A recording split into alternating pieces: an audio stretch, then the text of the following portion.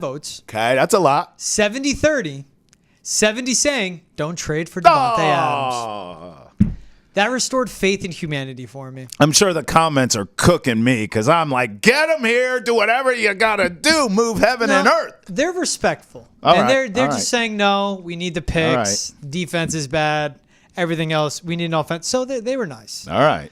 The rare time Bostonians are nice. Hey, they kind of like me. I don't know why, but I'm glad they do. Can you blame them? Come on. Come on, now you're being humble.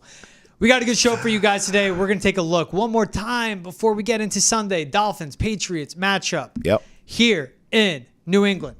Also, Michael Lombardi, longtime front office executive in the NFL, stops by. Man, he had some great quotes about the New York Jets. Yes, he did. About where Bill Belichick would end up or the situation he'd like to be in. And just what the Patriots can do to fix their offensive line. And we'll take a look at some games coming up week 5, our favorite storylines and favorite games to watch. Let's get into it, though. All right. Patriots, Dolphins. I actually haven't checked the total. Last time I saw it was 35.5. I saw it go up to 36.5. Yeah, it's gross. Jalen Phillips is done for the season with a knee injury. Snoop Huntley will be the starting quarterback. Ramondre Stevenson might be benched. David Andrews is out. Kyle Duggar, very questionable. Yeah. What else? Kendrick Bourne could be back. Yeah. There's so much coming up in this matchup of two very bad offenses. Horrible. Two very bad teams that are all banged up. Yeah. So, and that's it. That's the preview. Enjoy it. Thank you and good night. What are you thinking for Sunday, T? I think it's going to be putrid. And I think, bet the under. I don't give a damn what it is. I'd bet if it was 12.5, I'd bet the under. It's a bad product. Even Vegas doesn't know what the hell to do here. I mean, you talked about the total. It's pretty much a pick 'em. 36.5 still. Yes, it is. It's 36.5. That's too high. I'm going under. Yeah. And by the way, it's a pick 'em. That tells you everything you need to know there. Patriots at home, and it's still a pick 'em. Look, Tyler Huntley, what's interesting about him, I remember his time in Baltimore, and, filling in for Lamar, he did an admirable job. He's not Lamar, but who the hell is? He did a really good job. And I think that speaks to, and I don't mean this in a disrespectful way, I just mean it in an honest way. We watch the games. He's a system quarterback. Yep. Now he's had more time to prepare. I actually think he's going to be pretty good. He's not going to be Tua. Not that Tua's the second coming of Dan Marino, but I think he'll be able to operate their offense. But make no mistake, the Dolphins are very similar to the Patriots in some ways. Now, they have a lot of weapons on the outside, and they are expensive. Patriots don't have that luxury, right? But the Dolphins have quarterback issues. We know Tua gets hurt. Huntley's in here. And their offensive line stinks. So I think we're going to kind of be looking at a mirror game here. Two teams that are very similar. I would actually give the Patriots the edge in this sense. I think they can run the ball. The Patriots can run the ball more effectively than the Dolphins. Between the offensive line stinking for the Dolphins, and I think Mike McDaniel kind of getting caught up in the smartest guy in the room stuff. They for whatever reason, don't seem to be that potent of a run offense. So I think the Patriots can sort of play that time of possession game as if Tua were playing. Like, let's just keep that offense off the field. We know the defense is susceptible to some things. I think New England can ugly this up. Hey, Tyreek Hill is cussing people out on the sidelines, George. This plays to the Patriots' advantage. I mean, not saying anyone can shut down Tyreek Hill, but I'm saying if they're struggling to get him the ball, do whatever you got to do. Put as many people on him as you need to put on. Let's continue to keep Tyreek Hill frustrated, not being able to figure out how to get him the ball. I like the Patriots' chances here. Damn it, I'm rolling the dice in an ugly, stupid, boring game. I'll take the Patriots. Joey Sly's kicking the hell out of the ball. Maybe this is his game, baby. Is it 5 field goals? Is it 6? Joey Sly and the Patriots kick their way to a win at home in the most boring game you've ever seen in your life, but a dub is a dub. Patriots win. 5 field goals sounds so realistic. Right? For the Patriots' offensive output. You have the 2 worst scoring offenses in the NFL. You have 2 offenses that are pretty much bottom 5 in every major offensive statistical category, especially when it comes to passing. The Patriots have the upper hand in the run D, but we don't know what running back's going to look like. If you are, we touched on it in the chat, like stardom sit-ems, I would sit Ramondre Stevenson this week. You don't know what his role is going to be. It is a good matchup. And this is the tough part. When bye week set in, it's week 5 in fantasy. We're going to talk Patriots, Dolphins. Don't worry, I'm not going to go on a fantasy tangent. When you need these plays, but this Patriots offense I wouldn't touch. Yeah. This Dolphins offense out of Devin Achan, I would not want any part of, especially at the receiver spot. Yep. It's going to be ugly. It's going to be boring. Thank God Packers-Vikings is on at 9:30 in the morning for the London game. Mm-hmm. At least we'll start our day with some good football before we finish it with some really bad football, and that's the way I look at it. This final score, Trav, I like those 5 field goals. They have to break through at some point. There's going to be a bad miscue from Snoop Huntley. I go with a 16-7 final.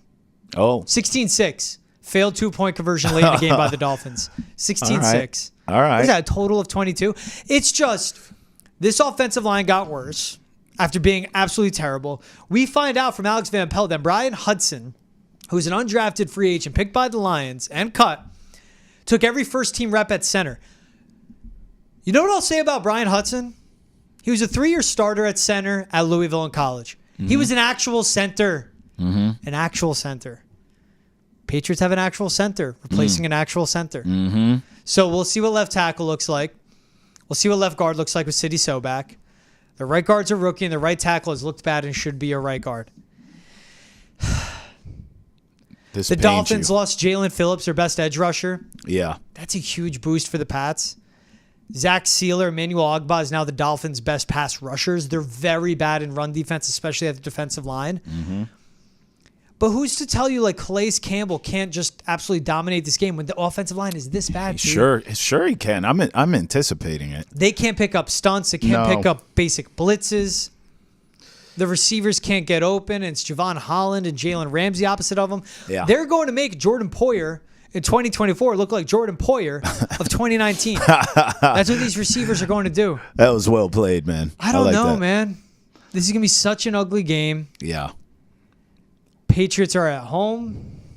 Yeah. They have such a... Here we go. Found it. I had to talk through it with you. Okay. I'm joking. I was thinking this through. You got to do this. You got to do that sometimes. If you go position by position, who has the higher floor? Okay. All right. The higher floor at running back is the Dolphins because of Devin Achan. Well, they don't commit to the run, though. They might have to. Just saying. The higher floor at quarterback is Jacoby Brissett. The higher floor offensive line is the Miami Dolphins. And the one thing that's going to bite the Patriots, couldn't do it against Geno Smith, couldn't do it against Aaron Rodgers, could not do it against Brock Purdy. Tyler Huntley can't throw, but can you contain him in the pocket? Right. And I don't think the Patriots can do that, and that is what worries me. If he wins by running for 105 yards himself, oh God, Devin Achan chimes in with 120 of his own. Where are you getting all the... Listen, bro, they don't run the ball. Huntley running the ball is a different animal. McDaniels doesn't run. But he likes throwing the ball. He doesn't care who his quarterback is. He has to. If he doesn't adapt, what's the higher floor as a head coach? I don't know at this point. You have a guy that's about to coach his 5th game. It's McDaniels. And then Mike McDaniels, who can't coach if he doesn't have Tua Tagovailoa. I know, but McDaniels is a better coach. We see that Tua is the straw that stirs the drink. You can say it's Tyreek Hill, and that's very important too. Yeah. I mean, he's a liquor in the drink, but you need the straw to stir it to make it taste good, and that's Tua Tagovailoa. Agreed. You don't have a drink without some good... What are you going with, T? So, old-fashioned with some bourbon? Listen, I drink anything. You're talking to me. It's a default of only you. So, I mean, I'm a you call it. I go to a bartender. I say, you call it. They say, you sure? Yeah. I did that once, and then the one drink cost like $32. I don't know what they drink. Smart bartender. Yeah. Well, they didn't get a tip, but yeah, they got a good bar tab, I guess. But that's just what it is like, what is the floor? Where is it higher? Receivers, obviously, much higher floor, but the quarterback can't get them the ball. Right. And what worries me is that we saw the Titans run all over this Dolphins defense. Mason Rudolph entered the game. I guess Brian Callahan felt the pressure to go off to throw the ball and decided to just run the heck out of it with Pollard and Tyjae Spears. Yeah. And they got gashed on defense. Yeah, they did. But the Patriots are without their best offensive player because he can't hold on to the ball. He may play. I don't know. Yeah, I wouldn't say without. Look, let's stay there for a second. Drake Maye's telling you I mean, we're going to give more touches to Antonio Gibson, regardless. Forget Ramondre. I think we're going to see two backs, which we should have been seeing. Don't even get me started. Your offense is so bad, we should have already been seeing both these guys getting more involved. So if it takes Ramondre having fumbleitis for the light bulb to go off in someone's head of, maybe we should get more touches to Antonio Gibson. Oh, thank you. What a revelation. So that's why I'm telling you the way I see this playing out. Yeah. I just see ball control, time of possession from the Patriots, ugly stuff, field position, even if you have to punt, and we know we're going to see a ton of them, can you sustain a drive long enough where even if you punt it, you're putting the Dolphins, you got to go 80, 85, 90 yards and with a drive of your own. They're not going to be able to do that. They want those splash plays. I know Tua's out, but they still want to take shots with Tyreek Hill and Waddle. I just think if you play solid, it's boring 1990 football, George. Solid defense, run the football down their face, have your kicker kick all day long. I'm going 18-17, walk-off, Joey Sly, 6 field goals, game ball. Everyone's all hyped up in the locker room after the game for the kicker.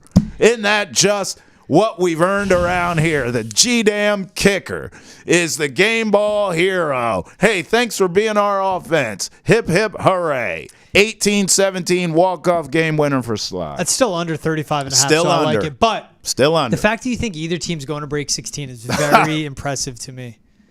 It is. I'm not saying it to be impressive or to brag. It's ugly. I'm baffled that they're still walking out there with Tyler Huntley. Why? What do you want him to do? What do you want him to do? Every quarterback's hurt. Will Greer is out there. Oh, stop. Yes. No, I'm dead serious. Huntley's fine. Look, do you think I am? He's fine. He's fine. No. For what he is, he's fine. He's a scrap heap quarterback. Did you not hear what I said when he filled in for Lamar? He did a good job. Tanner Mordecai, but this isn't that offense. Mike McDaniel's very stubborn. He has not adjusted. Though. It is a system, George. It is a system. Tanner Mordecai's out there on some practice squad. Oh, please. He's on Kyle Shanahan's practice squad, so Kyle Shanahan likes him for a reason. Just saying. Tanner Mordecai could be the next Brock Purdy. This game stinks, but we agree on this. It's a winnable game for the Patriots. I'm talking about Tanner Mordecai on a Patriots podcast. That's how bad this offensive picture is, man. Yes. Just listen, this is simple. You get the London game early, so that gives you an excuse to drink early on a Sunday, right? Am I wrong? Okay, good. So you get a nice buzz. You get all lathered up for the 1 o'clock boring-ass Patriot-Dolphin game. More reason to drink. And then the game itself will drive you to drinking. So by the end of the game, you're hammered. You don't care who wins. That's the game plan. That's what I'm doing. I'm just giving silence at this point. It's just in such a dire spot. That's what I'm doing. How last Sunday was such a big prove-it game for Drake Maye, and he epically failed. This Sunday is you're playing Tyler effing Huntley with the Dolphins team that lost their best defensive player, with your offensive line that is so lost upstream without a paddle and the canoe leaking water out from every single part of it. This is your get-right game. You talk about not being a repeat offender. Ramondre Stevenson did that for 4 straight games. Facts. Just run the ball. Protect your quarterback. You talk about not being a repeat offender. Alex Van Pelt keeps rolling out these long, deep downfield, developing routes that is killing your quarterback. Yes. And if he gets killed, you put in Drake Maye, and Drake Maye will die behind this offensive line, and I want him to play. This is a proven game for Drake Maye because you talk about not being a repeat offender. Yeah. You talk about a foundation year. You talk about being competitive. You talk about getting better game by game. We haven't seen that for 2 weeks. Facts. And the season feels lost because your front office failed you with the structure they gave you on that offensive line. Yeah.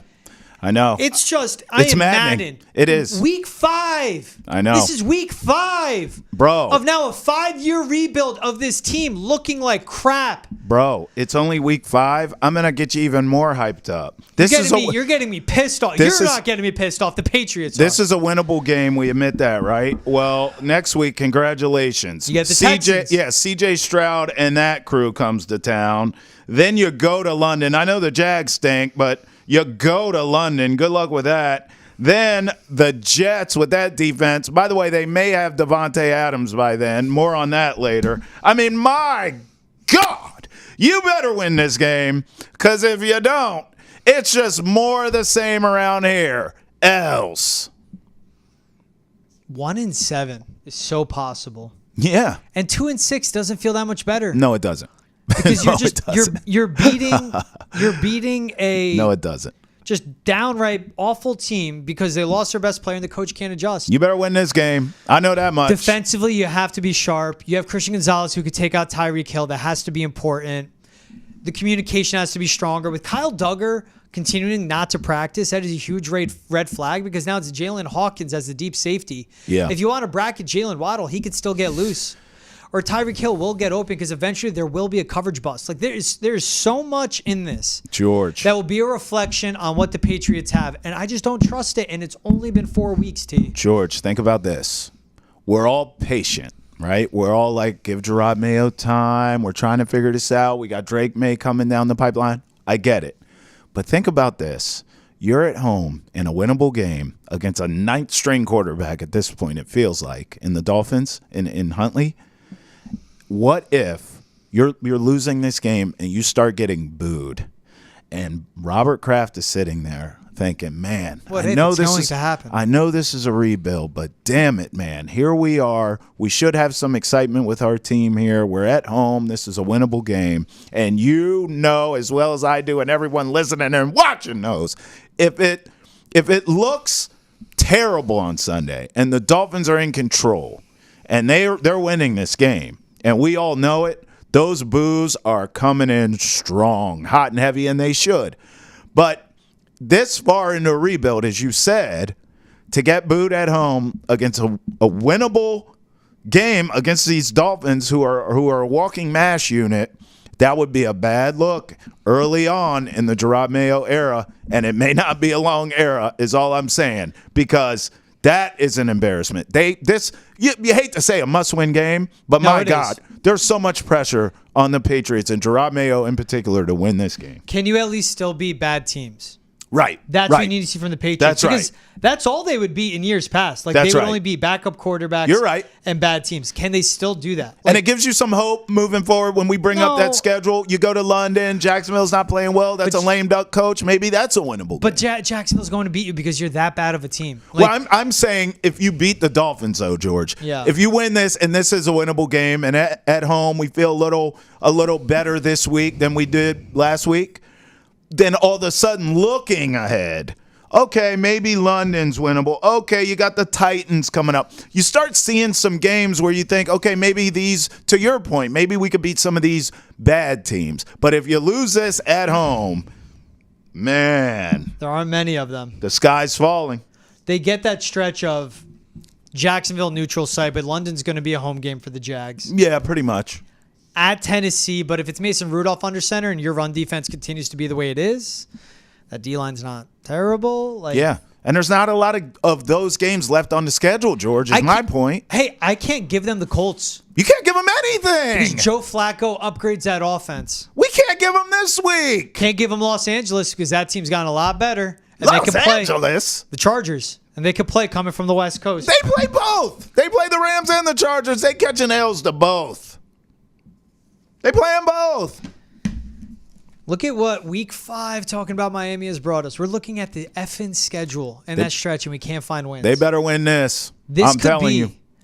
If the Patriots drop this Sunday, this is legitimately their last shot at finding a win this season. How this roster is constructed, how bad this team is, how injury depleted they were as is, the lack of adjustments from the coaching staff. If they don't get their second win of the season against the Dolphins, with Houston, Jacksonville, New York, Tennessee, Chicago, LA, Miami, Indy after that. Well, they play Miami again, but I think at that point, down to Miami, late November, weird things happen, and maybe Mike McDaniels finds a quarterback by then. I think Tua's back. The point, or they just get a quarterback that can run the system. Even out in Arizona, there are no gimme wins on this because this roster is that bad. They need to win Sunday, or else this season's going to be a wrap. I'll tell you before this. we even get halfway to Thanksgiving, to November 10th at Chicago. I'll tell you this, George. I mean, look, like, you may be right about a winnable game, so to speak, but it's the NFL. We know things happen. They could knock any of these teams off any week. But I'll say this, from a Vegas standpoint, most of the places you look at, Patriots, pick 'em, Patriots -1, this will be the last time this team will be a favorite. I can guarantee that. Vegas ain't messing with the Patriots if they lose this game. You can guarantee that. I'm going to pick them to win just because they're at home. I am too. I gave you my score. Walk off. Joey Sly, baby. 18-17. 16-6. Failed 2-point conversion late. All right. Hey, one guy that would know how to rebuild this team, and we did ask him about it, is Michael Lombardi. Here's our conversation with him. He's Michael Lombardi. You could catch him on hosting the podcast GM Shuffle on Coach with Bill Belichick, and every Monday through Friday on VSiN Morning Line. Michael, how are we doing today? Thanks for taking the time. We are good. Today starts, I think, 55 days in a row where we're going to get football every single day of the week. Woo! So life can't be bad. Yeah. I think we go right to the Wednesday before Thanksgiving. This is what we do. Some of it's college, some of it's pro, but life is good. Hey, every day, if I could throw football on my TV, I'm in heaven. I know you are too. Let's get with the biggest storyline in the NFL right now, and that is Davante Adams going to the Raiders, saying he prefers to get traded. When you look at the teams that may need him, where he wants to go, but when you just look at it from your perspective, Michael, what makes the most sense for Davante Adams for him and for the team that would be acquiring him? There's really only one team. It's the Jets. He's got to go play with Rodgers. They have the cap room to do it. They can pull it off. The Saints only have $4 million worth of cap room. You can't take on this contract. Plus, they are in debt over $100 million above the cap next year. That doesn't make any sense. You know, for the Patriots, it would make no sense. He's at a point in his career where he's on the decline, and the Patriots are at a point in their career in terms of rebuilding their offense. They're going to need draft picks. They're not going to need to give away draft picks. So I think this is either the Jets or nothing. Now, this problem's been going on for a while, guys. I mean, this has not just been a fender bender the last couple of weeks. This has been going on for a long, long time. As he's wanted a new contract. He saw all these receiver guys get contracts. He didn't. The Raiders wouldn't give him a new deal. So there's a lot here than just this last week or so. Yeah, it seems like the Jets is the consensus answer that everyone feels like it makes the most sense for him to go. My question to you is, let's just assume the Jets get the deal done. I look at their schedule, and I see a ton of great defenses coming up. How would this move, how would landing him change the trajectory of the Jets season? I mean, are we talking about maybe a team fighting for the wild card to, hey, this team can win the division and be a bona fide team to go get a Lombardi trophy? How do you sort of see it playing out if they land Davante? Yeah, well, I mean, I think it'll make them certainly better, but they have no explosiveness in their offense. The longest pass play was 39 yards on a busted coverage. They have a hard time making explosive plays down the field. Last week, they couldn't run the football at all. Remember last spring, they were trying to replace Nathaniel Hackett, the offensive coordinator, with another coach. They wanted to keep Rodgers happy by keeping Nathaniel, but they also wanted to bring in somebody to help this offense. Garrett Wilson came out this week and complained about how vanilla the offense is. And then, you still haven't added Bobby Saleh, the head coach. He's a 34% winning percentage. I mean, what Super Bowl is leading you to, right? Last week, they couldn't they couldn't make a play when they needed to make one. I think the Jets, because of Rodgers, right? I think Rodgers gives them a chance, but there's so much other areas where they can't seem to ever get it going, and it includes defense. I mean, look, the second half of that Denver game, I know they held Denver to no passing yards, but Denver ran the football. That was how Denver won the game. They were able to run the ball. Every team that's beaten the Jets this year runs the ball. And if you can't stop the run, you're going to lose playoff games. Yeah, I like that you point out like the Nathaniel Hackett layer to it. And, Rodgers can only cover up for so much. Is this a true, and it should be, is this a true hot seat season and situation for Robert Saleh, especially because of the timeline of Aaron Rodgers, which is a huge unknown, but the second the Jets got him, it's Super Bowl or bust, and we've seen Robert Saleh fumble every opportunity, Michael. I mean, I don't know who's coaching the guy when he goes to a microphone. I mean, the guy says some of the dumbest things when he goes there. I don't understand it. Like, who's helping this guy, you know? Yeah. And he just puts his foot in his mouth every time he turns around, which shows there's an absence of leadership within the building. To answer your question, I think it's always been either they go in the playoffs or they go home. I mean, I think this will be home for the general manager, home for the head coach, and Woody Johnson will be searching for the next coach. Now, you know, Aaron Rodgers says he wants to play next year. So unless you have Aaron Rodgers involved in the coaching search, I don't know how that's going to work. Yeah, we'll see how that does finish. I just think of Robert Saleh after that loss to the Broncos, talking about the rain and how it affected it. I don't care. The Broncos dealt with the rain. It's so weird to hear an NFL coach have an out. That was and he got away with it. Nobody's really called him out on it except you and me. I mean, like, is he going to bring us? I said this on the Coach podcast this week. I hope Robert brings his raincoat to London because it does. You know, it does rain over there, but I mean, somebody better tell him. I mean, Jim Cantora better call him on the phone and tell him it's raining. It just is nuts. You're playing at home. You're playing on the turf. You have two great running backs. I don't want to hear about rain, and it's a classic. They can't adjust the game plan. They can't. So the Broncos came out with a game plan to take away Breece Hall. They took away the run, but they had no answer to fix it. That's the difference. With Sean Payton, he couldn't run the ball in the first half, but he found a way to run it in the second because he knew how to do it. To me, there's a lack of some talent on the Jets, but there's also a lack of coaching, especially in the offensive area. Yeah, especially, everyone's saying, well, Rodgers is the offensive coordinator. Okay, there has to be an actual OC that can make adjustments because a guy can only do so much from that quarterback position. We're getting into it with the Jets. I think that is going to be a coaching vacancy next season. It's just trending that way.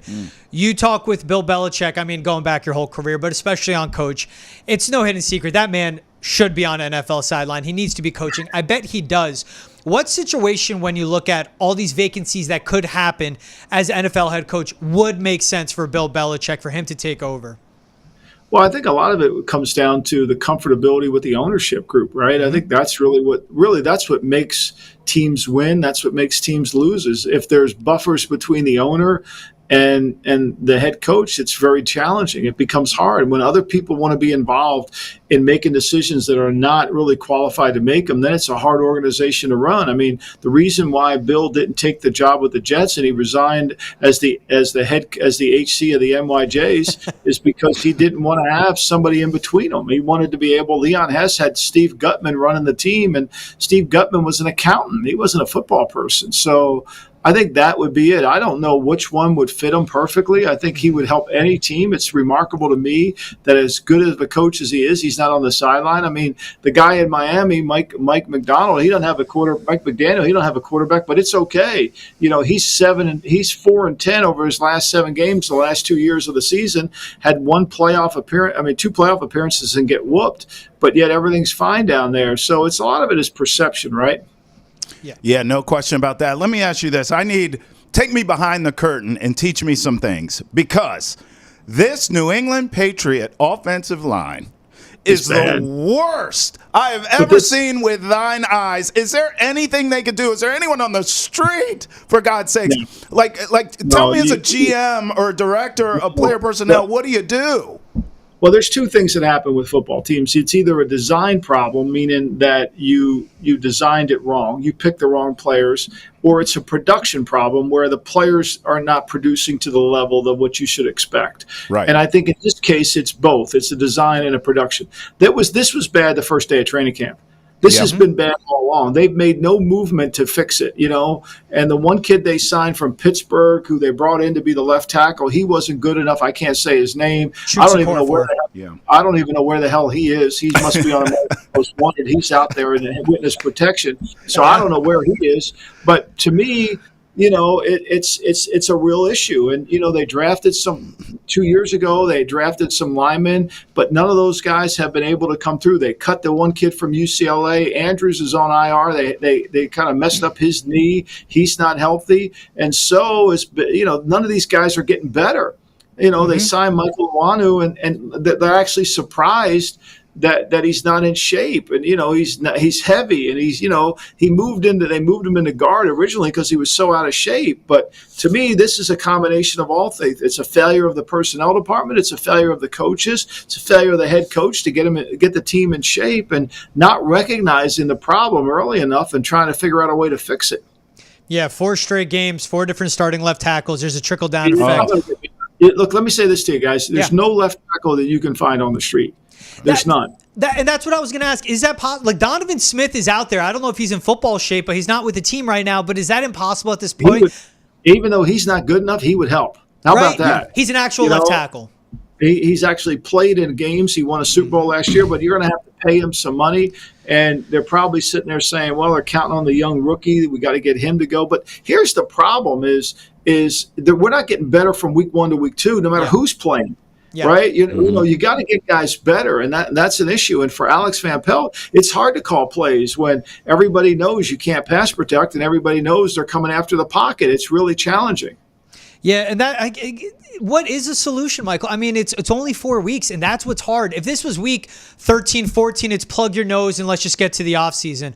But it's early on, and I can't see this being sustainable with them getting this level of play from Jacoby Brissett. But if they look at Drake Maye, they go, we can't put you out there, kid, because you will get crushed. You couldn't put. I mean, the people that say put Drake Maye out there are insane. First of all, if you're Drake Maye's father, would you want him to go out there with that line? Give Purple Hearts to Jacoby Brissett. I mean, it takes a real man to go behind that line. It takes a man to stand in there against San Francisco. Yeah. I don't want to hear people criticizing Jacoby Brissett because that's a challenging job to have. Mm-hmm. But again, this is a bad design. I mean, look, this has been a problem. Everybody, we got to get skilled players. We draft a skilled player at the top of the second round. Well, they don't do you any good if you can't block. Yes. They don't do you any good if you can't block. It sounds like franchise malpractice to sort of go into the season and think, well, we sort of have a blind spot at offensive line, but we'll figure it out. Was there a time in your career, I know it wasn't an offensive line level, but where you went into a season knowing, hey, we're a little bit weaker at this position? That's why I said take me behind the curtain. Is there a way? Do you know ahead of time? It happened with us with the offensive line. It was when Bill and I were together in Cleveland. We had Bernie Kosar. We had an immobile quarterback. We couldn't fix the offensive line, and we just kept chasing our tail because it was always a problem. And then finally we get Tony Jones at left tackle. We signed Wally Williams. We put Bob Dahl from a defensive lineman, made him an offensive lineman. We drafted Steve Everett. We had Orlando Brown. All of a sudden, when Bernie left, we went from him telling everybody we're the worst line in the history of football to having a good line. And we hired Kirk Ferentz. That was the big thing. We hired Kirk Ferentz. And so, to me, it's a little bit of everything. You got to get the right players in. Offensive line, you have to develop them. You have to make them better week after week. They got to get tougher. I mean, I don't know what they're practicing like in the way. I know everything's happy and friendly and it's anti-Bill Belichick, but how much are they really doing to make the players better? And I think that's the concern. Last year, with Clem, he had the medical condition. He didn't, he struggled to coach the group. They weren't getting better last year either. Mm-hmm. That was one of the concerns of their team last year. Trent Brown could be a really good player, but he was lazy. He wasn't getting better, but he could play left tackle. You could line him up over there. I mean, Connor McGovern, I think it was, he played left tackle. He actually played it half decent, better than what they're getting right now, and they cut him. So I think a lot of it is both ways.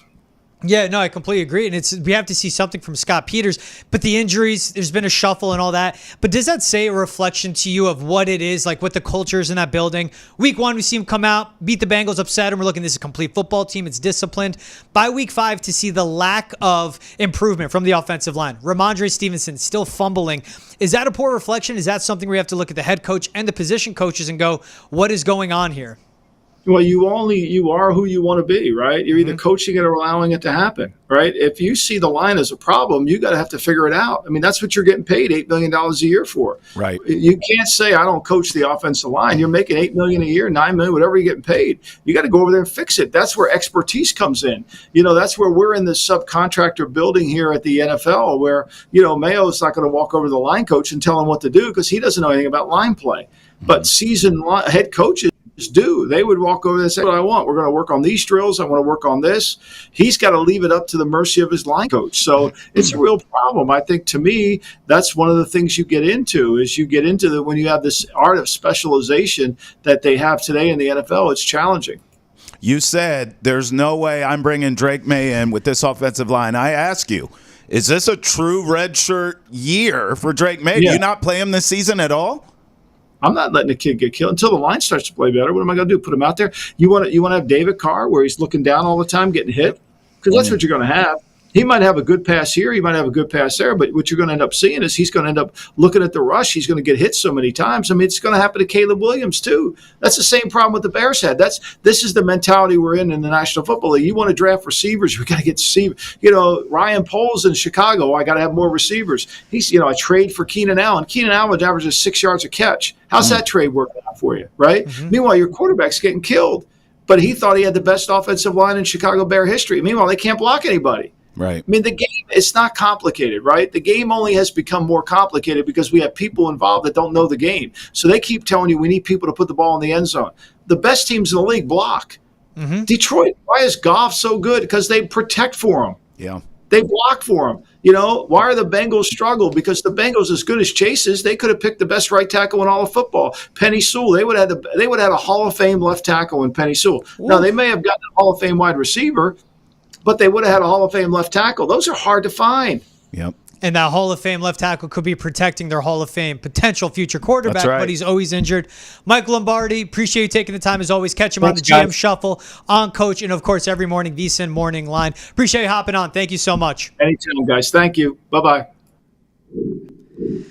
T, we know it's bad when even Michael Lombardi, I'm like, what do you do? He's like, at this point, like you're not going to find a left tackle. No. But I will say, he did like my idea of Donovan Smith because the same way I look at it, he's an actual left tackle. I don't care if he's ready. If you get 3 weeks out of him and you have to pay for him, you have the cap space, get Donovan Smith in this building. At this point, George, I'm ready to bulk you up and put you out there. Dude, anything is better than this. Let me know. Call me out on a lie if you think I'm lying. I have looked through every practice squad across the NFL for receivers to bring in. Absolutely. Donovan People-Jones is in Detroit. Just get him. I know. I am not kidding you. I'm going to start looking at the CFL. I'm just going to, whoever the leading receiver is, just bring them in. Whoever their best left tackle is, just bring them in. Bring them in. I don't know what to tell you. It's dire straits. That bad. It's dire straits. All right, we talked a lot about a lot of bad football. There's some good games this weekend. What are you looking forward to? Oh, thank God. Well, you know where I'm going. Across the pond to London, bro. It's going to be a good game. I need my tea and crumpets for Jets, Vikings. Listen, Rodgers against Flores' defense. Sam Darnold, the reclamation project. This time it's personal. Yeah, like against his old team. This is fantastic. I can't wait. I mean, I'm talking mimosas, Bloody Marys. Come on, baby. London ball. I need that one. Ravens, Bengals. Anyone? Bengals in a must-win situation. They lose this at home. Their season's over, baby. Stick a fork in it. Yeah. Meanwhile, the Ravens look like they've hit their stride. I want to see what happens when those teams collide. Mm-hmm. Bills at Texans. Could this be an AFC title game preview? Maybe. I like the Texans here to send a message, even though you know the Bills want to bounce back from the beatdown by the Ravens, George. Yep. And then Sunday night, Cowboys and Steelers. I mean, how can you not love this? Two of the most storied franchises in all of sports. Give it to me. Inject it in my veins. Those are my Final Four games that I care about. That Ravens-Bengals game, Derrick Henry's rushing props probably like 89.5, maybe 91.5. But take the over. Take the over. Because the Bengals can't stop anyone on the ground. Facts. The one I'm looking at, I love Vikings-Jets. Mm-hmm. Also just a football matchup that we'll get. It'll be Aaron Rodgers against Kevin O'Connell. I'm talking offensive firepower. Yep. Sauce Gardner against Justin Jefferson. Yep. Really good team. Rams-Packers, man. Jordan Love in his first game back. It took him a half to get reacclimated. Yeah. That one's out in L.A., but on the turf. No Christian Watson for Green Bay, but Dontavian Wicks and Jaden Reed will step up. This Rams pass defense has been bad. Yeah. I think it's going to be a huge showing for that Packers offense. And it's a big-time game for Matt LaFleur. He struggles when he faces Kyle Shanahan. He does. Struggles when he faces Sean McVay. The guys that he learned under. Yeah. Huge game for LaFleur. Huge game for that Packers team. We talked Jets, Vikings in London. Yep.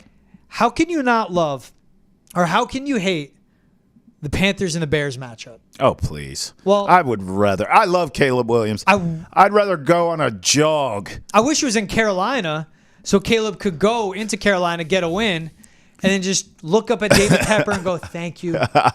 You saved me from you idiot, you moron. That game's going to be good. That game's going to suck. I think it's that game sucks. Well, I think Bears win just because their defense is so damn good. That Panthers defense isn't that great. Yeah. But Andy Dalton has turned that offense around. And they do get success on the ground game. Like Chuba Hubbard had a stellar showing in a loss against the Bengals, but Chuba Hubbard really showed up. Yeah, I'll be honest with you. In that game, because I don't care about it going into it like you do. But I will admit this. If the Panthers win that game, all of a sudden now, them with Andy Dalton, I have to at least put some respect on it, right? And then conversely, that is a terrible home loss for the Bears. This is an absolute game you must win if you're the Bears because Caleb played better last week. Mm-hmm. So you think maybe he's getting his footing under him. You're at home, and I think – personally, for now, the Panthers stink. So you got to win that. If the Panthers win it, I need to respect them and Andy Dalton more, and all of a sudden I'm looking at the Bears way more sideways than I have so far this year. I've been Mr. Don't Panic on the Bears, George, as you know. Mm-hmm. Well, it's going to be a good one, too. Buffalo at Houston. Yeah.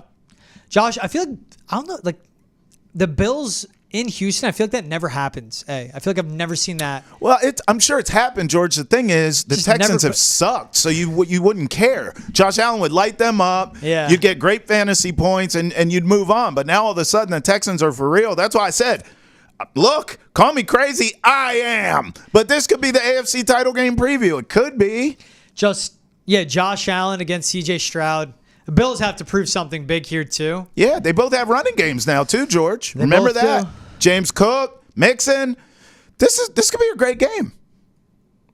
Why can't they just have, why not just bump up Patriots-Dolphins to a 9:30 a.m. kickoff? Because no one's going to watch it anyway because you have London. Yeah, and just have it done by noon. No one's going to want to watch that. It's going to be so ugly. The frustration is it's year 3 of seeing this in a row. I know. Year effing 3. Man, kudos to. That's why Patriots fans are some of the best in all of sports, man, because gosh, to get in your car, drive out there, tailgate, you got to deal drive with an hour the traffic south of the city. Right. At least it'll be dry. It's 66 and dry. No, it'll be beautiful. And it'll be packed. That's what I'm saying. That's my point. You got to remember where I came from, George. I mean, no one. The only people that went to Commanders games were the opposing team's fans. Yeah. So I look at this product that's out on the field right now, and I look up and I see all these Patriots fans cheering their team on no matter what. I'm like, this is what real fandom looks like. This is a fan base. This is a true franchise here because I'm telling you right now, if I had tickets, I'm giving them away with the quickness. I'd rather be at home chilling than to go to that game. That's just me. Can you imagine what it's going to look like November 17th hosting the Rams? Oh. When they have one win. And they're 1-9. Bone cold. Yeah, no one's going to be there. No. It's like, it'd be fun to go see the Rams offense, but who even knows what they're going to do? Yeah, I don't want to see that crap. Screw Matt Stafford. He ain't never done nothing for me. December 29th at home against the Los Angeles Chargers. January 5th at home against the Bills. Our boy Ante will be at that Chargers game. That's it. I love and I respect Ante. I always look out for him. That's my guy going back to 2015. He's a Chargers fan. He's the only Chargers fan I know. He'll be there. Save the money, save your time, save your peace of mind. He's going. He's going. He'll be bundled up. But I'm saying Patriots fans may sit that one out. That's going to be an empty stadium. Yeah. And Robert Kraft's going to look and go, where is everyone? And then he's going to look down and see his quarterback getting sacked for the 5th time that game because they have just no one on the offensive line and go, that's right, we didn't put a roster George, together. It could be foreshadowing this Sunday. If they get booed at home in a winnable game against Tyler Huntley, it could set it off, George. It could set it off. I'm worried. All right, he's Travis Thomas. I'm George Balekji. Special shout-out and thank you, as always, Mike Lombardi, to hop on Foxboro Rush. Wherever you get your podcasts, Spotify, Apple, Amazon Prime, please like, subscribe, download, rate, and review. We're on Nesson's YouTube page. Go over to Nesson YouTube, hit the subscribe button overall, and you'll get all your videos dropped in your feed. I'm GB, he's Double T. We'll see you guys next time. Have a good one.